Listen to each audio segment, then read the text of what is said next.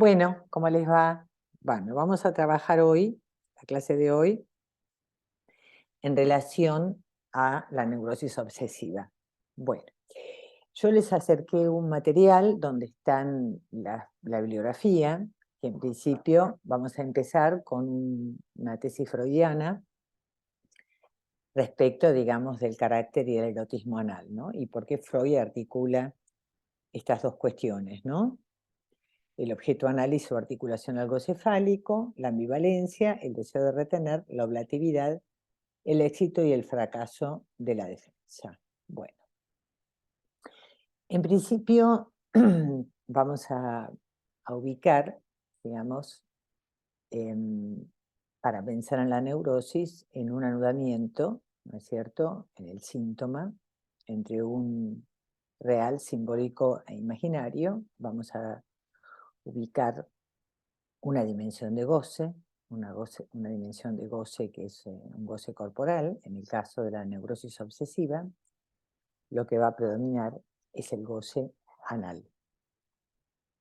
Es decir, este goce situado en un borde del cuerpo que es erotizado a partir de la entrada del lenguaje en el cuerpo. En este caso, hay un tiempo en el cual el sujeto queda sometido a la demanda del otro. El otro le pide la necesidad de regular la función fisiológica de la excreción, y es necesario, digamos, el abandono del pañal, que supone una continuidad del objeto, digamos, una fusión y una especie de, digamos, de continuidad entre el desecho y el cuerpo, porque bueno, queda todo allí en una serie. Hay una necesidad entonces de retener y de expulsar en un lugar determinado y sometido a determinados rituales que son propios, digamos, de la cultura. Es decir, no se hace caca en cualquier lugar, como los animales, sino en determinado lugar, que está marcado también por la demanda del otro. Entonces hay un tiempo en el cual el sujeto queda, digamos, comienza esta parte, esta especie de sustancia que está dentro de su cuerpo, de su intestino, empieza a tener, digamos, un determinado valor, porque el otro le indica que es necesario que este objeto logre ser expulsado en determinada situación, para lo cual hay que retenerlo. Si no se lo retiene, no hay la posibilidad de la producción del escívalo y hay que poder expulsarlo a demanda, en tiempo y forma. Con lo cual el sujeto tiene que hacer todo un movimiento donde, bueno, existe un reconocimiento de esta necesidad de expulsión, que está en relación a un determinado lugar donde poder producirla. Porque claramente en todos los seres vivos hay una percepción de la necesidad de defecar, pero en los animales no hay ningún tipo de ritual respecto de dónde producirlo. Es decir, donde les da gana lo hacen, cosa que no pasa en los humanos. Es necesario hacerlo en determinado lugar, para lo cual es necesario desprenderse de esa continuidad que daba el pañal respecto de estos propios productos del cuerpo, ¿no es cierto? Es decir, es importante entender que el niño tiene que aceptar perder este objeto en aquel lugar que el otro le indica. Esto no es poco, porque supone una restricción a un goce y supone una entrada del lenguaje en el cuerpo. Así no, de esta manera no, de tal otra, en tal lugar, acá no y allá sí. Hay una entrada del no, de la prohibición, del no, de las palabras, que van a regular, ¿no es cierto?, esa zona y que entonces van a generar claramente algo que tiene que ver con un deseo, ¿no? El deseo de retener, que es propio del expulsivo. Entonces, aquello que el otro me pide que yo le entregue a demanda, se va a transformar en algo que yo deseo retener. Porque si el otro me lo pide, es porque el otro le interesa, está interesado en este objeto. Si el otro me pide que yo lo haga en determinado lugar y me dice, ay, qué linda caca que hiciste, quiere decir que este objeto empieza a tener un valor para el otro, ¿no? Entonces, allí aparece la articulación entre el objeto, la parcialidad de este objeto, que es nada más que un desecho, con el goce fálico. ¿Por qué el goce fálico que nos indica? Que lo fálico es todo aquello que adquiere valor para el otro. El otro está interesado, su mirada se dirige a este objeto, su voz se dirige a mí, me produce una negativización, me impone una restricción de que no puedo hacerlo en el pañal, tiene que ser ahí, y además estoy obligado a perderlo. Algo que era mío lo tengo que entregar al otro. Fíjense que en toda esta secuencia de la producción del control esfinteriano, bueno, vienen un montón de cuestiones. Todos los que hacemos clínica con niños sabemos que están acompañados de innumerables producciones sintomáticas. Porque lo que va a aparecer es esta cuestión de, bueno, de las mamás que vienen apesadumbradas porque el nene eh, se esconde para hacer caca, pero la hace en el pañal o la hace sobre su propia ropa y después no quiere que lo limpien, o bien quiere jugar con su caca, o bien por ahí puede controlar, pero solamente para hacerlo pide el pañal, ¿no? Esto es muy común, nenes que piden hacerlo sobre el pañal. Y fíjense cómo acá se produce una articulación entre este pequeño objeto, petit a, que es la caca, que sería, digamos, bueno, este pequeño objeto bueno, esta especie de asignación alesívalo fecal de un valor que es propio de la cultura humana y del lenguaje.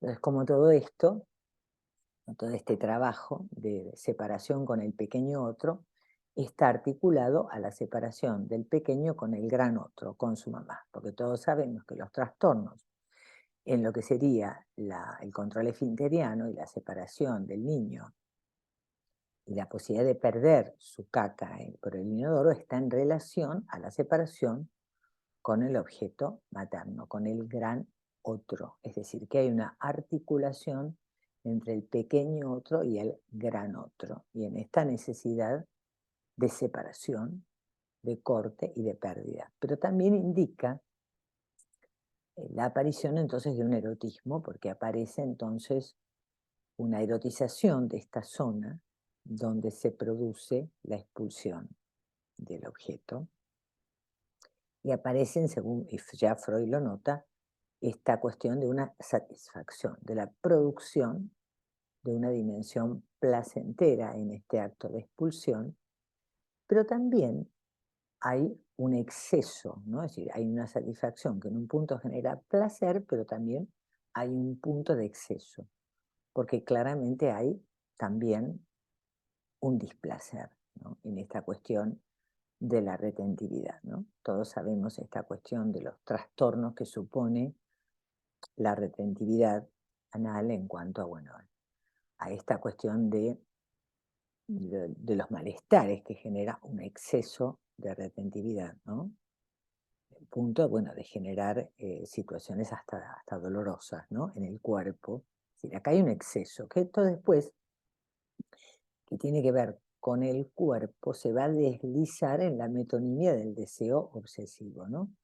Porque claramente sobre la base de esta matriz de retener y expulsar, esta cuestión de ubicar lo valioso y lo sucio en el mismo lugar, porque uno diría, bueno, si la caca es valiosa, tiene un valor para el otro, porque el otro la mira mucho y me felicita cuando voy al baño, quiere decir que es valiosa, pero sin embargo es sucia, desagradable y tengo que hacerla ahí y me queda prohibido tocarla o embadurnar o tirársela a otro. Con lo cual es valiosa, pero a su vez es desagradable, ¿no? Acá aparece toda la cuestión de la ambivalencia del objeto. Lo que en un lado puede ser de valor, en el otro lado es una porquería. Y las dos posibilidades están encarnadas en el mismo objeto. Y por otro lado, en la metonimia del deseo, ese objeto caca va a ir a parar, como diría Freud, a una especie de ecuación simbólica. Acuérdense que en Freud hay una ecuación simbólica. Pene, heces, niño, falo, pene, caca. Es decir, pene, niño, falo, caca. Es decir, que tanto el niño como la caca, como el pene van a ingresar en esa serie de equivalencias simbólicas, van a adquirir un valor fálico, van a tener valor. El falo es lo que vale, es aquello que recibe una marca de valor, ¿no? Entonces, claramente, por eso digamos, el niño adquiere la maternidad, el niño adquiere un valor fálico para la madre, el pene adquiere un valor fálico para el niño, por eso la universalidad en Juanito de la cosita de hacer pipí, y también la caca adquiere un lugar en esa metonimia fálica, adquiere un valor fálico. Entonces, esa caca después va a ir a parar sustitutivamente y metonímicamente a otros objetos a retener, ¿no? Y la retentividad empieza a ser un sello, ¿no?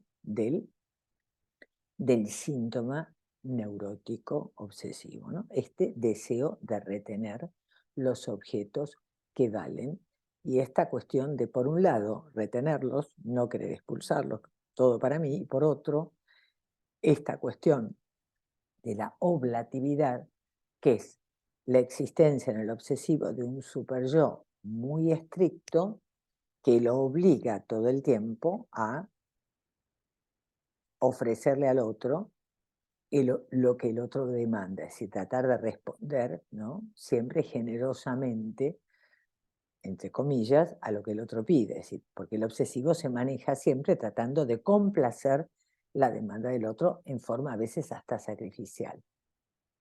A veces es la demanda del otro explícita o a veces es la demanda del otro que en el obsesivo queda encarnado en sus propios ideales, que lo obligan, ¿no?, internamente a someterse a restricciones morales muy estrictas, de ser generoso, de ser bueno, de compartir, ¿no? Entonces el obsesivo se obliga a estas exigencias morales, a esta escrupulosidad, y esto le genera una tensión espantosa, es decir, un ejemplo muy interesante de esta especie de malestar, de egosintonía que adquiere el síntoma neurótico, obsesivo, está muy claro en el historial del hombre de las ratas freudianas.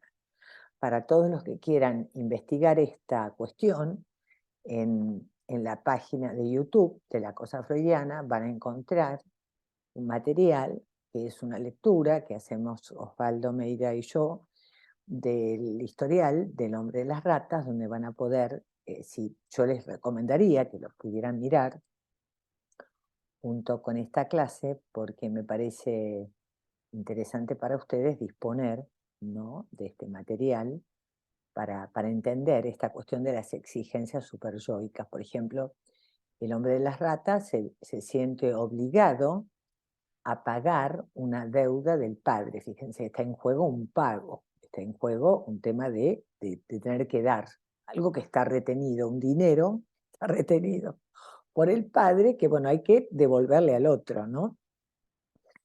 Y claramente, bueno, él se inventa una deuda que por ahí ni siquiera existe, o se inventa a alguien a quien tener que pagársela, que tampoco existe del todo, y aparece toda una cuestión de una absoluta ambivalencia, porque quiere ir pero no puede, y se autoimpone cuestiones muy complicadas para cumplimentar el pago de esa deuda. Es como si no quisiera, se impone algo, hacer algo, pero no le sale, ¿no? Es lo que le pasa al obsesivo, se impone ofrecerle y ser cierta oblatividad con el otro y después no le sale, porque hay un punto en el cual él quiere retener esto, ¿no? Es muy interesante.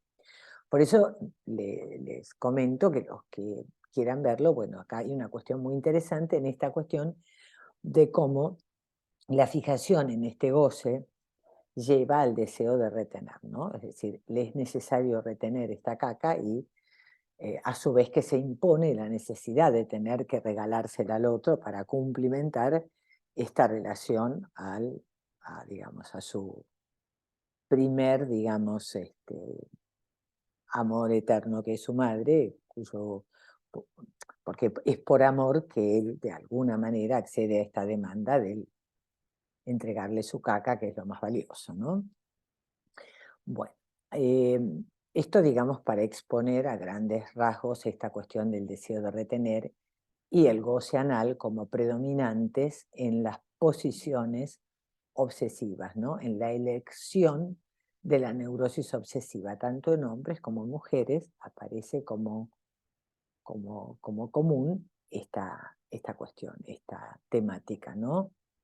De este punto en común en relación al goce anal, ¿no? Articulado claramente a lo fálico, ¿no? Porque la caca es un equivalente simbólico del falo, ¿no? Es decir, hay algo valioso allí en lo que se retiene. Con respecto entonces a esta primera referencia bibliográfica, Freud va a encontrar, y un poco el último Lacan, y aquellos que han investigado los escritos lacanianos, encuentran una diferencia entre el síntoma obsesivo y el carácter obsesivo, que eso está en el primer Freud, en ese texto que yo les doy sobre el carácter y el erotismo anal, que los invito a leer, y ahí con toda claridad lo que va a aparecer es justamente esta cuestión donde hay una defensa contra estos goces, contra esta especie de compulsión a retener, ¿no? Y, digamos, esta especie de tener que vérselas con la negativa, con la prohibición respecto de este deseo de retener o bien de expulsar y embadurnar todo con la caca, ¿no? Es decir, esta duplicidad entre la retención y la expulsión, tiene que haber una regulación y entonces aparece una defensa contra estos excesos de retención o de expulsión, que en el síntoma obsesivo genera mucho malestar. Es decir, el obsesivo viene generalmente sintomatizado porque está abrumado por sus ideas obsesivas, que en general son expresiones de estas impulsiones que él tiene, de, digamos, de quedar en el fondo retenido por ciertas ideas o ideales que él siente que el otro le impone, a los cuales él se tiene que someter. Digamos que en el obsesivo lo que aparece es toda una cuestión simbólica muy profunda, a diferencia en la histeria también hay un simbolismo, pero claramente hay un mayor curso a lo que tendría que ver con los goces y la satisfacción. Acá, en cambio, hay una cuestión muy, digamos, muy superyoica, en el sentido de imponerse ideales muy estrictos respecto, digamos, de cómo él considera que debe responder a los ideales que, digamos, que lo vuelven amable para la mirada del otro, ¿no? Es decir, en el obsesivo, el aporte de Lacan es mostrar que a esta cuestión freudiana del deseo de retener y expulsar se le suma, para entender bien lo que es la lógica del obsesivo, todo un campo escópico, donde el obsesivo se siente como muy ubicado. ¿Se acuerdan que veíamos en un lugar muy de exceso de goce, donde se ve muy falicizado por la mirada del otro, se ve como muy metido en esta especie de impronta donde él es el falito de mamá, se ve muy demandado en ese lugar y entonces sus restricciones frente a su goce anal son muy estrictas porque le está absolutamente prohibido producir máculas o manchas en ese niño ideal o ese falo ideal que él debe representar ante la mirada del otro, ¿no? Por eso es muy importante la articulación del goce anal con el goce escópico en el campo de la neurosis obsesiva. Esto es un concepto muy importante que yo quiero que Lacan lo articula muy bien en el seminario de la angustia, en los últimos capítulos, donde él habla de un círculo, de un... A ver, esperen que me fijo bien para... Es muy interesante esta referencia bibliográfica de Lacan, que quiero que vean, en el grifo de Piaget, y de lo anal al ideal, y de un círculo imposible de reducir al punto. Estos son los 3 capítulos del Seminario de la Angustia, donde Lacan va a articular. Él va a ir más allá de Freud, porque va a decir, bueno, para Freud lo propio del obsesivo es la fijación en el goce anal. Y él va a decir, momentito, para el obsesivo es fundamental la preeminencia del goce anal en relación al goce escópico. ¿Qué significa? Porque si no, no se entiende de la defensa obsesiva. ¿De qué se defiende el obsesivo? El obsesivo se defiende de su propia impulsión a cagarse, cagarse en todo, a cagar, a poder, ¿no?, dar rienda suelta a la retención, a la expulsión. Es decir, retengo y expulso y lleno de mierda todo. Es decir, ese sería el colmo del goce. Y justamente se retiene de esta expulsión de su mierda porque él tiene que mostrarle al otro una imagen impoluta, una imagen perfecta de limpieza y pulcritud y de cuidado, que bajo ningún concepto dé lugar a que el otro vaya a sospechar que se esconde alguna mugre dentro de él, alguna cosa, algún pensamiento obsceno, alguna porquería, ¿no?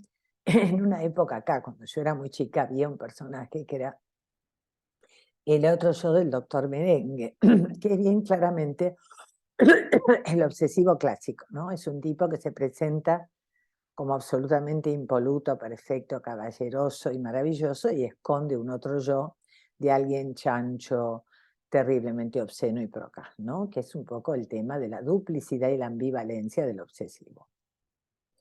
Entonces, el obsesivo se defiende de su propia impulsividad procaz, obsesiva y chancha para digamos, consagrarse a estos ideales maravillosos que el otro espera de él. Y ahí aparece entonces en el síntoma lo penoso que es para él tener que estar todo el tiempo tratando de alcanzar estos ideales. En general, el obsesivo que viene a la consulta viene totalmente enojadísimo y muy alterado, ¿no?, por todo el costo que tiene para él, ¿no es cierto?, esta cosa tan tenebrosa de responder, de tener que responder estos ideales. Está como podrido de responder a la demanda del otro, esclavizado a lo que el otro le pide, sintiendo que no se puede correr porque no puede fallarle al otro. Bueno, en general vienen con todas estas cuestiones que nos permiten trabajar desde el síntoma, pero hay otro destino para toda esta cuestión pulsional, que es la transformación de estos goces en rasgos de carácter, lo cual implicaría, según Freud y también según el último Lacan, en un triunfo de la defensa, ¿no? La defensa obsesiva logra domar a estas impulsiones, a, a estos territorios, digamos, de goce, a estas impulsiones de goce, logrando la transformación en rasgos de carácter, para lo cual entonces lo inconsciente aparecería como una equivocación, ¿no? El rasgo de carácter indica dónde está la verdad de cómo vivir. Entonces se abandona toda posibilidad de poder saber hacer o sublimar algo de este goce que anida, y se pierde esta posibilidad, y es, bueno, el rasgo de carácter asume, digamos, una especie de coraza defensiva en la cual el sujeto vive y, digamos, y tampoco percibe, digamos, el exceso de sufrimiento que esto le provoca, con lo cual no vienen a la consulta y viven de esta manera, ¿no?, con una forma muy restrictiva, porque el carácter finalmente al sujeto le impone una cantidad de restricciones terribles y finalmente no puede hacer nada con esto, con este empuje a gozar que lo habita, pudiendo, en el caso del trabajo analítico, saber hacer con el síntoma y poder incluso poder encontrar otros destinos, por ejemplo, la sublimación.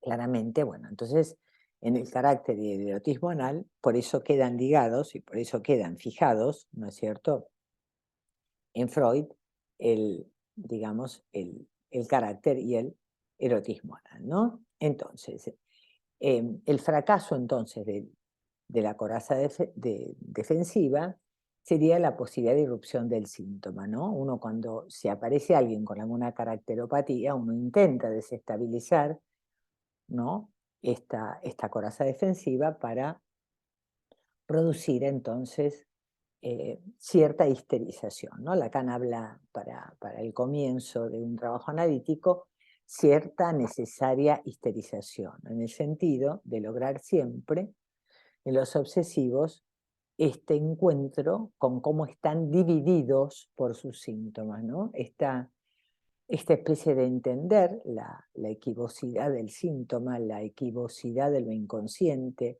la duplicidad que supone encontrarse con esto que por un lado los divide, porque por un lado es satisfactorio y por el otro lado es abrumante, ¿no?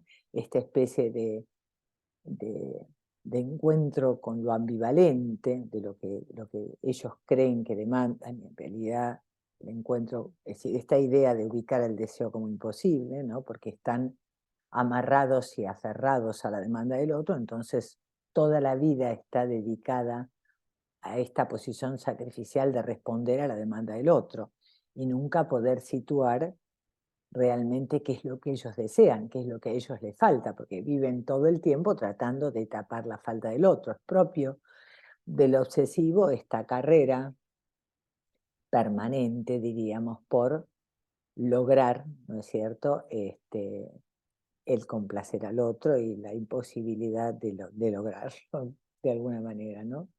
Esta sería entonces la brújula en la dirección de la cura, ¿no? Como ver la defensa obsesiva, la coraza caracterológica del yo, el horror al inconsciente, el vacío a lo real y a la falta, ¿no? Es decir, en el obsesivo es muy crucial esta cuestión para poder avanzar en una cura, ¿no? De que aparezca la histerización, es decir, la división subjetiva frente al síntoma, ¿no?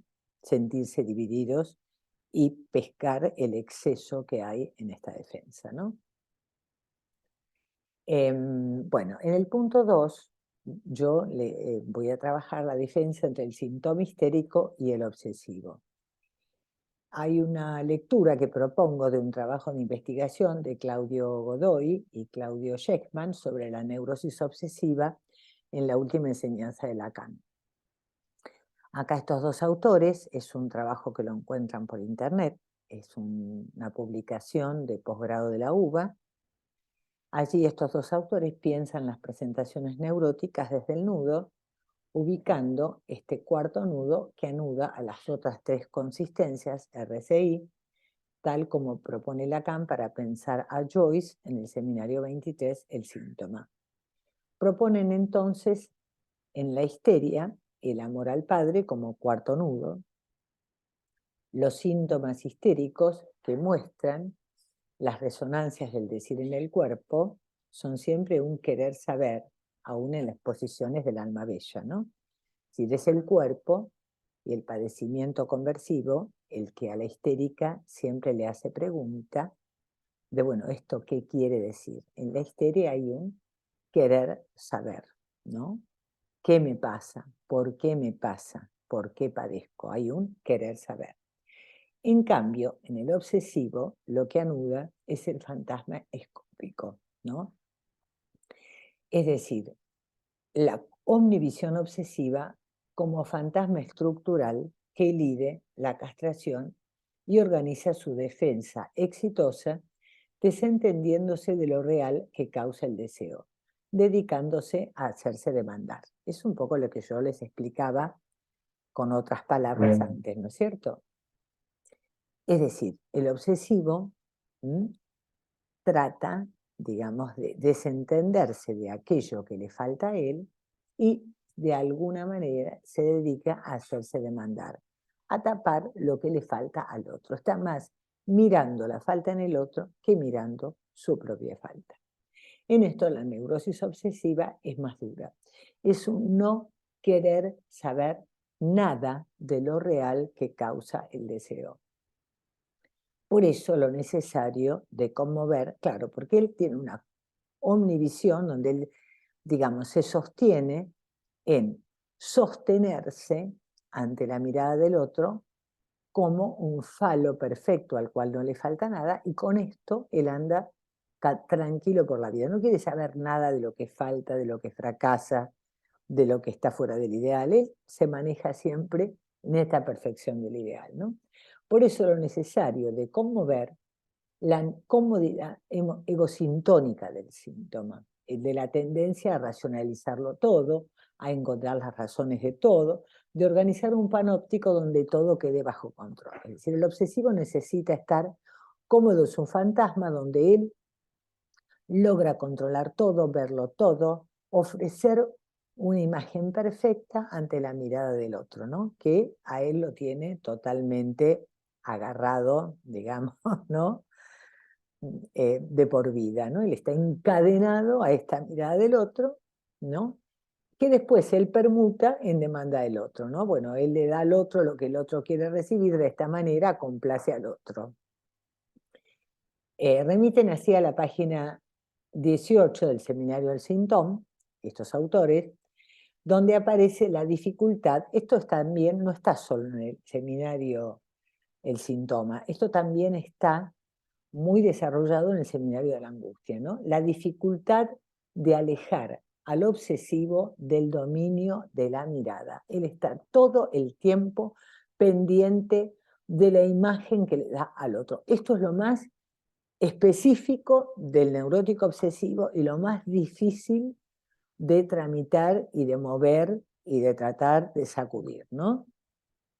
Ahí Lacan retoma cuestiones en relación a la articulación entre lo anal y lo escópico, que ya había aparecido en los capítulos finales de la angustia, en la página 348, cuando plantea el modo exaltado del amor obsesivo. Esto tomado de la diferencia entre el objeto degradado para acceder a la sexualidad y el objeto amado, exaltado, idealizado, y que ya Freud había propuesto en la degradación de la vida erótica, ¿no? ¿Se acuerdan que en Freud hay un trabajo que se llama La degradación de la vida erótica, que habla de la escisión que hay entre el objeto amado? Eso se ve muy claro en el hombre de las ratas, que hay la mujer amada, que es la mujer elegida por el linaje, el padre, y la mujer que él desea, que es la que le ofrece placeres, pero que no es la mujer que a él le conviene, ¿no es cierto? Entonces, Lacan ahí lo que va a plantear, entonces el obsesivo necesita una disociación entre la que le procura placer y la que le conviene desde el punto de vista del amor y de los ideales, ¿no? La amada y la deseada. Lacan plantea allí que lo que el obsesivo considera que aman, ¿no? Y esto él le da vuelta a este tema de que no es el objeto de amor, lo que él pone afuera también es lo que le viene a él del otro, ¿no? Esta cuestión entre moebiana entre lo que le viene del otro y lo que le expulsa, ¿no? Lacan plantea ahí que lo que el obsesivo considera que aman es una determinada imagen suya, imagen que se le da al otro, y se le da hasta el punto que se imagina que el otro ya no sabría de qué agarrarse si esta imagen faltara. El mantenimiento de esta distancia, de esta imagen de él, es lo más difícil de reducir en el análisis. Es decir, que el obsesivo, así como, digamos, de alguna manera se consagra, digamos, a esa dama ideal que él está obligado a amar porque es la que le conviene socialmente hablando, y estaría dispuesto a renunciar, digamos, a los placeres que la otra le ofrecería en la carne, también denota esta necesidad que él tiene de renunciar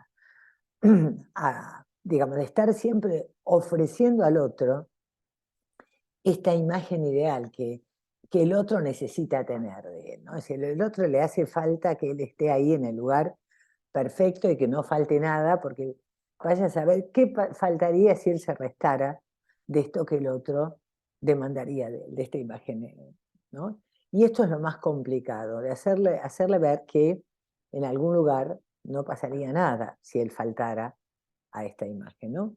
Queda así articulado esto de la oblatividad con lo escópico, ¿no? Esta donación de esta imagen que se impone dar. Es decir, lo más importante en la oblatividad es la imagen que el obsesivo le da al otro, de que él es bueno, de que es generoso, de que él está siempre ahí, de que él es lo mejor que hay en este mundo, ¿no?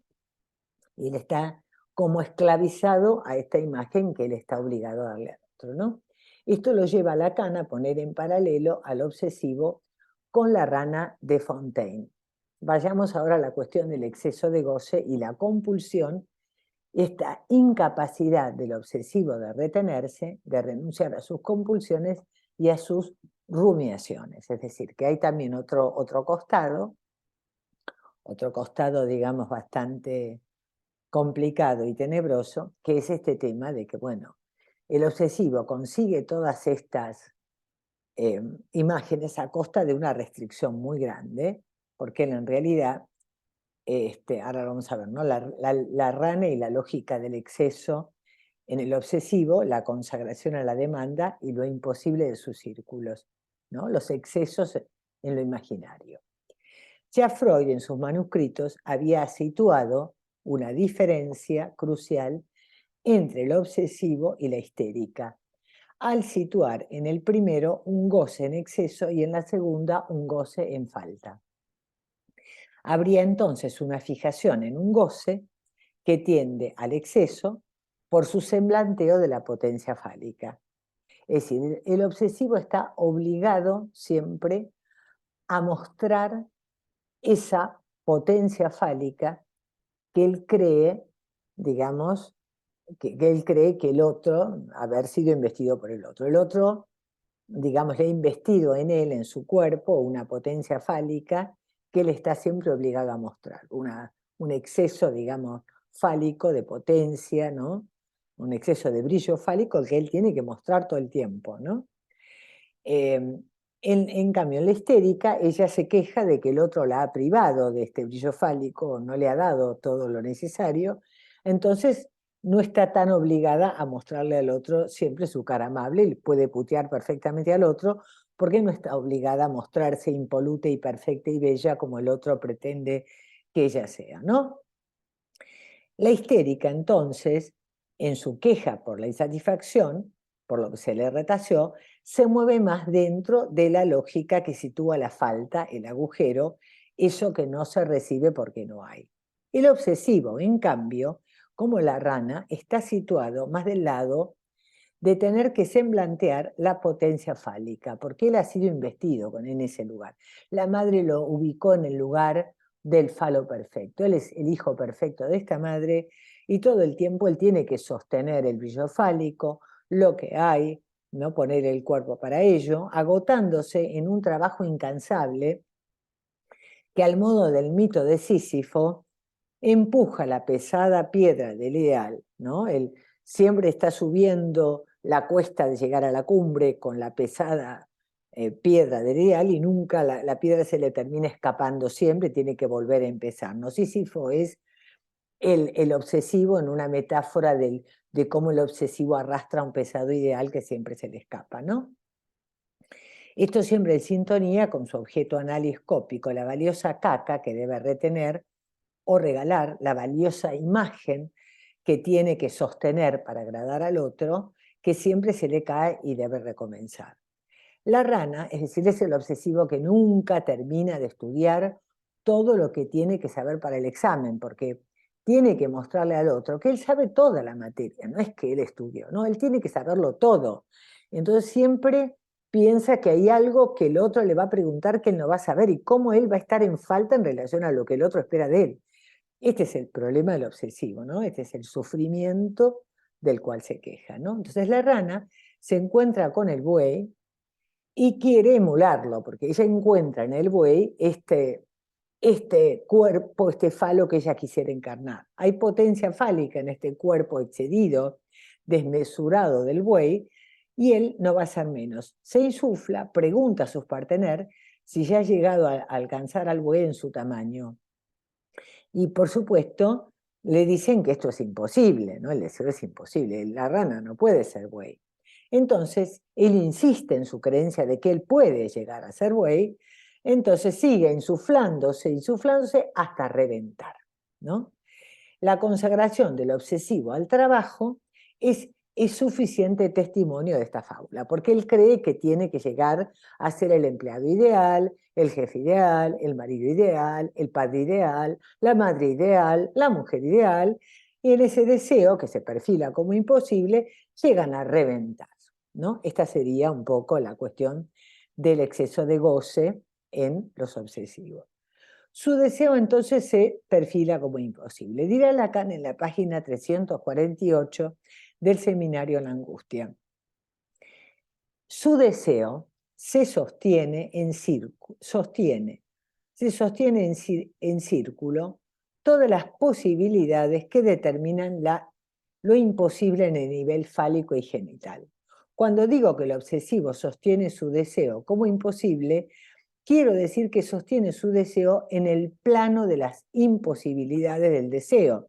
Si aquí se impone la imagen del agujero, es porque el círculo del deseo del obsesivo es uno de esos círculos que no pueden reducirse a un punto debido a su lugar topológico en el toro. ¿Por qué? Porque no termina nunca de romperse, de circular adentro de la espiral del toro, ¿no? Que es una figura topológica, que es como un neumático, y el obsesivo circula, digamos, en esa especie digamos, de neumático interno, en la espiral entre la demanda y el deseo. Es decir, todo el tiempo el obsesivo está, digamos, defendiéndose del deseo con la demanda, siempre pensando en lo que le falta al otro y lo que le va a dar al otro, y ubicando esta cuestión de esta imposición de ubicar este ideal imposible al cual él quiere acceder, ¿no? Entonces uno tiene que poder cortar ahí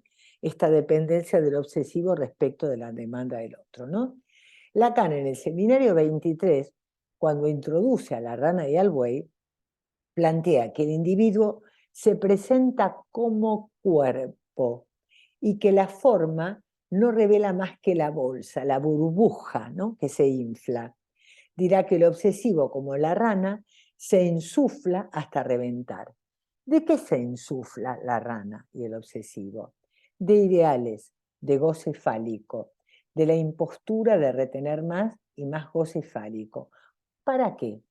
Para regalarle a la mirada del otro esa imagen sublime del buey, encarnadura excelsa de la potencia fálica. Excesos en lo imaginario, en la propia consistencia fálica del cuerpo, en haber sido demasiado fálico para la madre, hasta devenir, como nos señala Mazzotta irónicamente, el salame de mamá. De estos excesos de insuflarse de ideales, el obsesivo no puede retenerse y esta es su compulsión, ¿no? Es decir, esto es muy interesante y muy importante.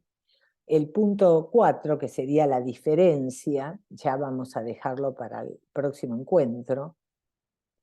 Y acá yo lo que quiero entonces volver a reiterar, para que a ustedes les quede claro, es esta necesidad de la relectura que Lacan va a producir de Freud, porque justamente lo que nos va a interesar a nosotros es que, bueno, Lacan va a darle una vuelta de tuerca bastante interesante a la lectura lacaniana de fijar exclusivamente este campo del goce anal, y digamos el aporte de Lacan es que lo que Freud no ubica en el obsesivo es esta cuestión del fantasma escópico y el dominio del campo de la mirada en el fantasma escópico, ¿no? Porque siempre el obsesivo es la rana que quiere ser buey, ¿no?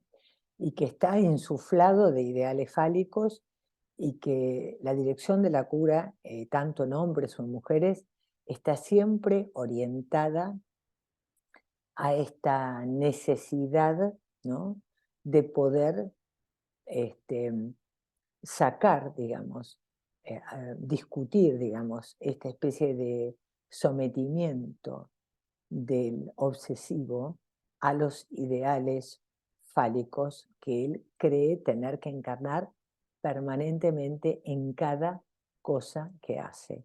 Cada cosa que él se compra tiene que ser lo mejor, tiene que conseguir a la mejor de las mujeres o al mejor de los hombres, dar el mejor examen, ser el mejor alumno, ser el mejor padre, ser la mejor madre. Hay algo de muy atribulado, es decir, yo creo que la vuelta que Lacan da por lo escópico y la relación a cómo, digamos, se ha jugado en el obsesivo, esta fijación en este momento de la constitución imaginaria, donde él se muestra como siendo este objeto brillante que él recupera de su imagen especular, él recupera, digamos, un falo brillante que alboroza a la madre, entonces él es el objeto de esa mirada y es ese falito perfecto que la madre mira alborozada. En este punto primario escópico de la constitución imaginaria es donde hay que situar al obsesivo, que por supuesto participa de estos rasgos anales que tienen que ver con la necesaria retención de los objetos, la retentividad, ¿no? El control, todo esto tiene que ver, pero me parece más interesante pensarlo desde Lacan porque se entiende mejor por qué el obsesivo está tan retenido en los ideales y cómo él retiene las cosas que son horribles porque él cree que son maneras de sostener el ideal, ¿no? Si él se diera cuenta de que esto que él sostiene como algo maravilloso es una mierda, porque lo condena a un sufrimiento terrible, las dejaría caer. Lo que pasa es que él, para él lo que es mierda es una cosa perfecta, maravillosa, que él tiene que mantener ahí a capa y espada, ¿no? Este es el punto que yo quiero hacerles, marcarles. A ver, que quede claro por qué la vuelta que Lacan hace sobre la neurosis obsesiva, estas tesis de Sheckman, es tan importante, porque tenemos que ir al último Lacan para recuperar el primer Freud, ¿no? Es decir, esa relectura que Lacan hace de Freud, que nos permite entender con más claridad la tesitura, ¿no?, del hombre de las ratas. Fíjense que el hombre de las ratas está, digamos, tomado por un fantasma escópico que lo abruma, porque es una imagen que cuenta, una escena que cuenta un capitán cruel que muestra un tormento de las ratas al cual es sostenido un prisionero, que para una tortura, que para que diga la verdad le introducen unas ratas en el ano, ¿no?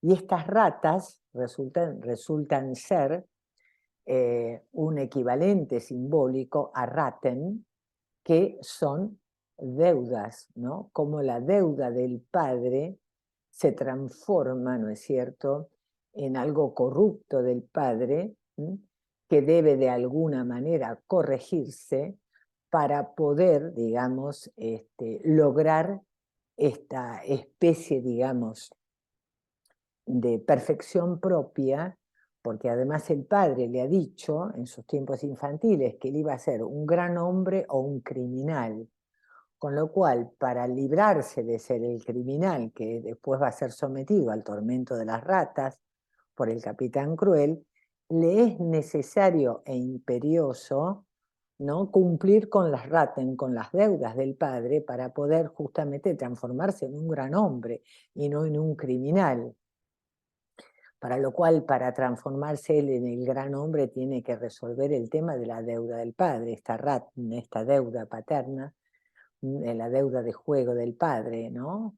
Que el padre a su vez es otro capitán, es otro tipo, y todo este tormento le aparece en el servicio militar. Se entiende por qué lado hay que entender que sin esta cuestión, digamos, de los ideales y de la sujeción del obsesivo al ideal paterno, fíjense que el pequeño obsesivo es capaz de competir con el padre y tratar de pelear con él, pero para ir más allá del padre, el obsesivo debe valerse de él y debe cumplimentar y debe sacarse de encima todas las faltas del padre en su identificación con él para poder ir más allá de él. Si no, no se entiende a título de qué es tan imperioso en el historial la necesidad de pagar la deuda, ¿no? Es decir, esta Ratten, esta deuda, ¿no? ¿Por qué él tiene que pagar esta deuda, esta falta del padre, ¿no? Él tiene que, para responder a esta insuflación del ideal, él tiene que ser el gran hombre, no el criminal, ¿no?